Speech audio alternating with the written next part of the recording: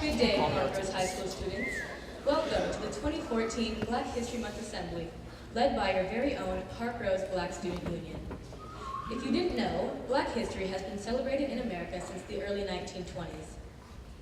The precursor to Black History Month was created in 1926 in the United States, when historian Carter G. Woodson and the Association for the Study of Negro Life and History announced the second week of February to be Negro History Week. This week was chosen because it marked the birth of both Abraham Lincoln and Frederick Douglass. From the event's initial phase, primary emphasis was placed on encouraging the coordinated teaching of the history of American blacks in the nation's public schools. The first Negro History Week was met with a lukewarm response, gaining the cooperation of the Departments of Education of the states of North Carolina, Delaware, and West Virginia, as well as the city school administrations of Baltimore and Washington, D.C. Despite this far from universal acceptance, the event was nevertheless regarded by Woodson as one of the most fortunate steps ever taken by the association, and plans for a repeat of the event on an annual basis continued apace. Black History Month isn't just any month. It's a celebration of all people of all color and the chronicles of a race as old as the earth. With that being said, please enjoy this rendition of the Black National Anthem, titled Lift Every Voice and Sing, performed by your very own BSU.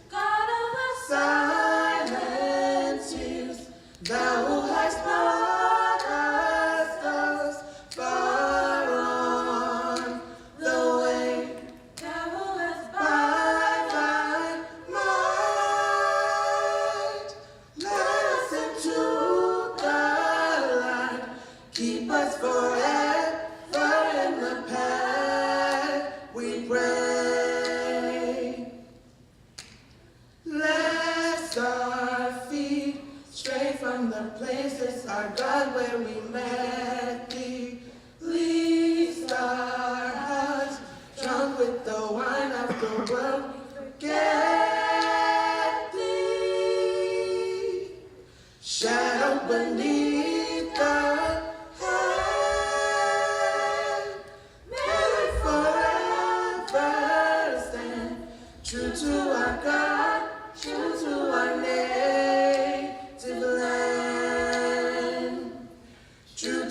our God, true to our native land. True to our God, true to our native land.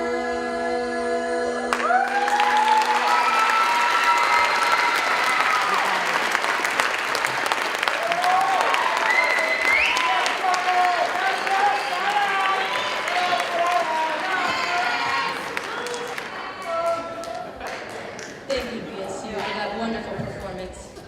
Many people are surprised to learn that Lift Every Voice and Sing was first written as a poem. Created by James Weldon Johnson, it was first performed for the first time by 500 school children in celebration of President Lincoln's birthday on February 12, 1900 in Jacksonville, Florida.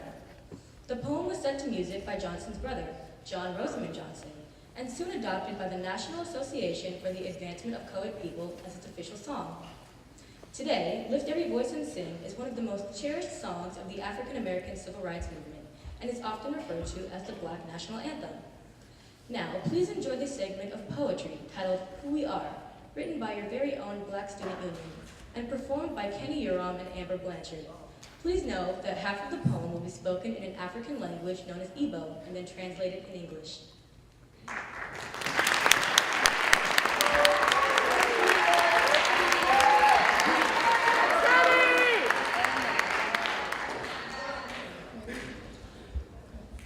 Who we are. Ndi Iowa, I am strong. Shirike, Black people are beautiful, talented, inspired, and inspiring. Ndi Oji mana ihe niile, anyị dịkwa mma. We are fun, successful. Anyị otu esi egwu egwu, mana anyị na-eme ihe. Black people are different. Ndị ojii dị iche iche. We are also normal and average. Anyị dịkwa mma dịka onye ọbụla. Lovable, Anyị na-elekọta onwe anyị, loving, and courageous. mana anyị sikwara ike. Black people have preserved through oppression, slavery, Reconstruction, Jim Crow laws.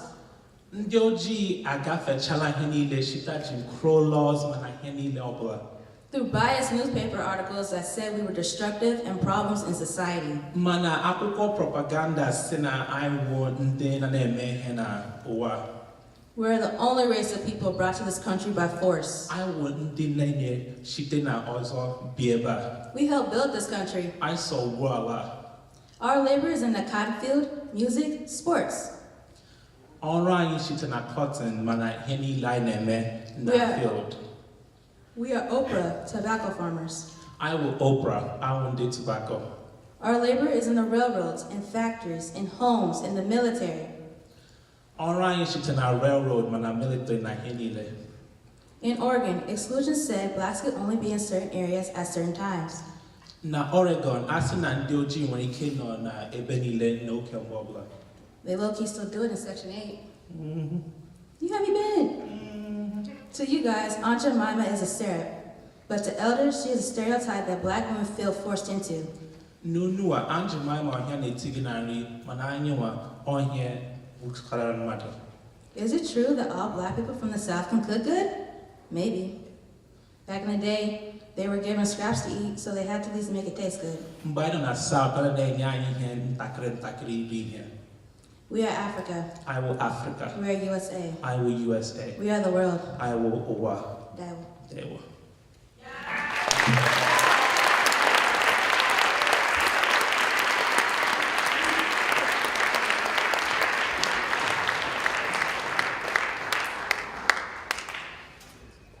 That was a very moving piece, written by your very own Park Rose Black Student Union.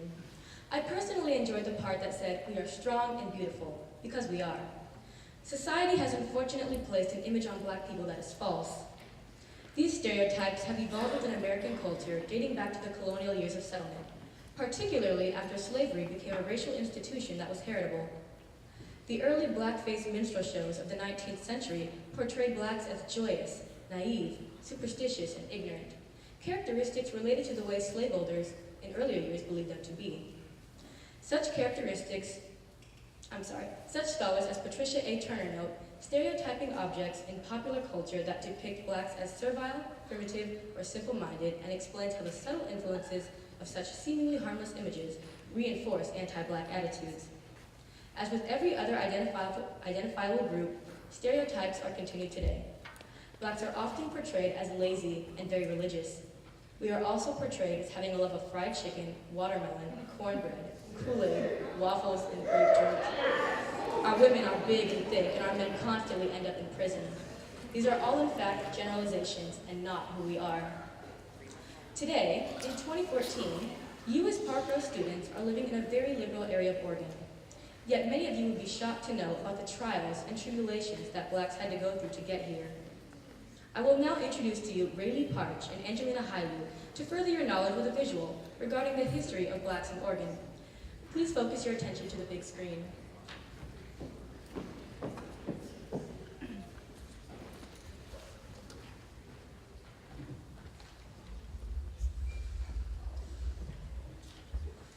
When one thinks of Portland, Oregon 2014 politically, the mind goes to a liberal, multicultural area. But what many are not aware of is the fact that Portland used to be one of the most openly racist cities outside of the South. The repercussions of the past are prevalent today in regards to the demographics of Portland. When the issue of slavery came upon the U.S., the North was very known for being anti-slavery, but that does not take away the fact that they were also intensely anti-Black. In the 1840s, the Oregon Territory outlawed slavery, however, forbid Black people from moving here. In 1844, an exclusion law put in place and was the first of many to come. In the 1800s, Blacks were prohibited to settle or vote in Oregon. The infamous Lash Law required that Blacks in Oregon, be they free or slaves, be whipped twice a year until he or she shall quit the territory. The struggle to repeal these exclusion laws, such as interracial marriage, voting, and segregation, lasted until the late 50s. In 1865, the Civil War ended and the 13th Amendment abolished slavery. However, it would be another 3 years before the Constitution granted citizenship, meaning Black communities were without legal protection. In 1870, the 15th Amendment, which granted Black men the right to vote, was added to the U.S. Constitution, despite failing to pass both Oregon and California. The 15th Amendment was not ratified by Oregon until 1959. The first influx of Black people coming to Oregon was after the Transcontinental Railroad. Many men were employed by the railroad industry. The biggest influx of Blacks was the Great Migration. The Great Migration lasted from approximately 1910 to 1970. Black populations expanded greatly. Migrants were forced to deal with poor working conditions and competition for living space, as well as widespread racism and prejudice. Most Oregonians were indifferent to the race question in Oregon until World War II, when the influx of thousands of workers to the Kaiser shipyard turned their indifference into a fear of a race problem. During a time of such trials and tribulation, Oregon Blacks needed people to stand up for civil rights. People such as Beatrice Kennedy. Beatrice Kennedy was the first Black woman to graduate from Northwestern College of Law in Portland. Being an avid civil rights activist, she also was the editor of the only African-American newspaper, The Advocate. Not only that, she was also a founding member of the NAACP.